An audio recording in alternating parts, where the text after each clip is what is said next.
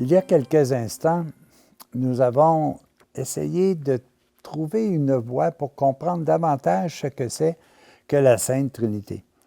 Nous avons tout simplement projeté, si je peux dire, oui, projeté des images physiques qui nous permettent d'approfondir davantage ce que c'est que la Sainte Trinité. Nous avons parlé du projecteur, nous avons parlé de la clé USB.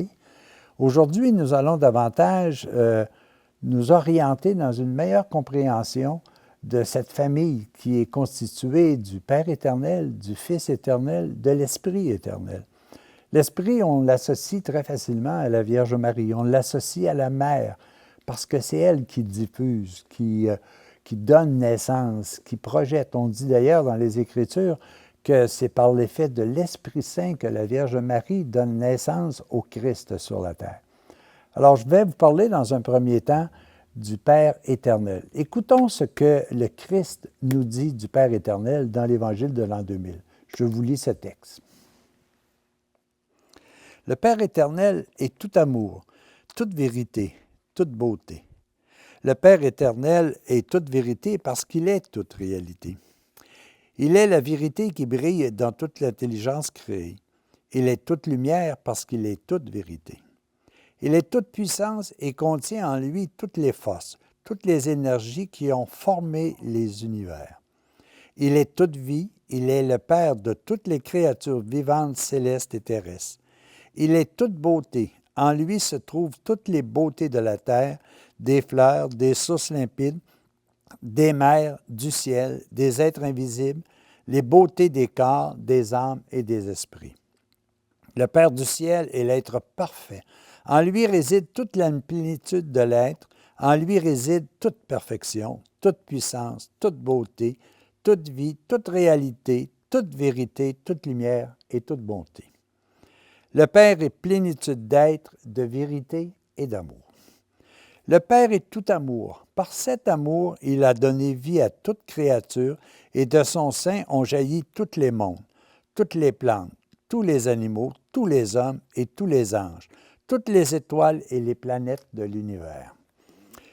La puissance et l'immensité de son amour lui ont fait communiquer tout son être, sa douceur, sa bonté, son amour, l'ont poussé à partager sa vie et son bonheur éternel.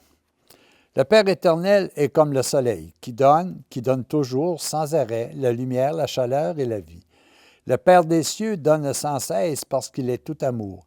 Il est tellement amour qu'il ne peut s'empêcher de se donner, de se communiquer à toutes ses créatures.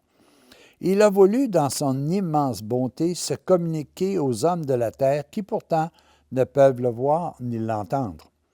Il s'est rendu visible à vos yeux par son Fils qui est devenu homme comme vous, vivant au milieu de vous en la personne de Jésus de Nazareth, et par le Fils, il vous a été donné aussi d'entendre le Père. Par son Fils fait homme, le Père invisible s'est rendu visible. Par son Fils également, le Père a fait entendre sa voix, de manière que celui qui a vu et entendu le Fils a vu et entendu le Père. Le Père a déposé en son Fils toute sa vie pour vous la communiquer.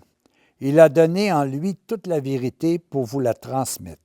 Le Père éternel est invisible. Personne ne l'a jamais vu. Il est tellement spirituel qu'il est hors de portée de votre vue et de votre compréhension. Le Père éternel n'est pas mesuré par le temps et l'espace. Ces choses sont contenues en lui. Il habite hors de l'espace parce qu'il est spirituel. Il vit hors du temps parce qu'il est éternel. En Dieu, il n'y a pas de matière, mais toute matière existe par lui et en lui. Il est la plénitude de l'être d'où surgissent les mondes et tous les êtres animés et inanimés. Dieu n'apprend pas, il connaît. Toutes les intelligences qui apprennent son issue de sa lumière divine. Dieu sait parce qu'il est tout ce qu'en lui toute créature existe. Il est la plénitude de toute science parce qu'il est la plénitude de l'être. Et parce qu'il est la plénitude de l'être, il est la plénitude de la vérité, de la vie et de l'amour. C'est des concepts qui sont possiblement difficiles de comprendre, l'éternité, le Père éternel. Comment il se fait qu'on parle dans les Écritures d'un Père, d'un Fils, d'un esprit, d'une mère, si vous voulez. C'est parce que c'est le symbole qui nous est accessible ici sur Terre, la famille. Et c'est par un concept comme la famille que nous pouvons comprendre notre famille spirituelle.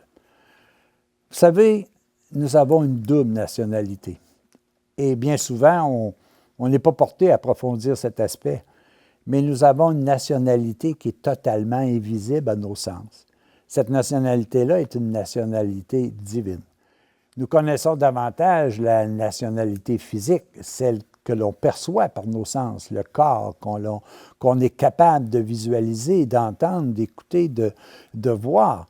Alors, cette nationalité-là, elle est très plus facilement accessible et nous pouvons voir les éléments qui la constituent. Mais ma partie à moi spirituelle, elle est beaucoup plus difficile. Un père physique, je le connais, c'est mon père, Gérard Roger Pelletier. Alors, lui était là, je l'ai pu percevoir, j'ai pu percevoir en lui sa beauté, sa fonction, son travail, tout ce qu'il a pu me donner pour que je puisse cheminer. Mais il y en a un autre père qu'il est le Père éternel. Puis comment on le définit? On a de la difficulté parce qu'on le définit avec des mots qui sont tout à fait limités. Mais moi, je le définis tout simplement comme étant une présence. C'est une présence et cette présence-là, elle est à l'origine de tout et elle s'appelle amour. Qu'est-ce qu'on fait avec l'amour? On peut créer et c'est ce qu'il a fait. Mais pour créer, il a fallu qu'il soit d'abord et avant tout amour. Moi, je me dis que tout dans l'univers est amour. Tout dans l'univers est Père. Qu'est-ce qu'on en fait? Comment on l'utilise? Ça dépend de notre liberté. Nous pouvons utiliser l'amour de différentes façons. Nous pouvons utiliser le Père de différentes façons. Alors, je pense que ce qu'il est important de bien comprendre, c'est que j'ai un Père qui est dans l'invisible, qui est dans l'éternité, qui n'a pas eu de commencement et n'aura pas de fin, alors que moi, j'ai pu être créé dans l'invisible, dans une âme, j'ai pu être créé dans le physique par l'action de mon père et de ma mère. Alors, la présence est d'abord et avant tout ce qui est. Dieu se définit, je suis celui qui est et je suis de toute éternité. Je n'ai jamais eu de commencement, je n'aurai jamais de fin. Vous savez, il y a très peu de temps, la science nous disait que ce n'était pas tellement si vieux que ça, la création de l'univers. Et aujourd'hui, on s'aperçoit de plus en plus qu'on repousse le plus loin possible et on connaît davantage ce qui est dans l'univers, ce qui existe. Alors qu'avant, on ne voyait même pas ça, c'était dans l'invisible. Aujourd'hui, on se promène de planètes, d'astéroïdes. On connaît l'immensité des étoiles. Alors, mais on est encore au tout début de notre connaissance de ce qu'est l'éternité. Alors, le Père, c'est la présence de toute chose. Le Père, c'est l'amour. C'est mon squelette invisible.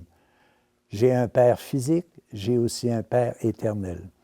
Alors, je pense qu'il est important que nous puissions, nous aussi, essayer de déterminer qu'est-ce que c'est que ce Père éternel. Puis, ils sont tous liés ensemble parce que Jésus disait sur terre, vous savez, moi, ce que je viens vous dire, ce que je viens vous enseigner en tant que Jésus, le Christ, c'est ce que mon Père m'a dit de vous dire. Donc, je ne dis que ce que mon Père m'a dit de vous dire. Et en plus, lorsque moi, je vais devoir vous quitter physiquement, parce que de façon spirituelle, je serai toujours avec vous. Alors, lorsque je vais vous quitter, je vais vous laisser mon esprit qui vous rappellera sans cesse ce que je vous ai enseigné. Tout se tient, tout est, mais nous avons tout simplement qu'à chercher, à approfondir.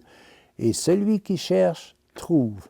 Le Père éternel est en moi. De toute éternité, il a placé à l'intérieur de mon âme cette petite particule qui jamais ne sera détruite et qui jamais ne sera défectueuse. La couverture peut peut-être être biaisée, mais l'origine est toujours là, comme étant tout simplement une petite flamme qui attend d'être réanimée par chacun de vous. Animons à l'intérieur de nous le Père éternel. Sur ça, à la prochaine.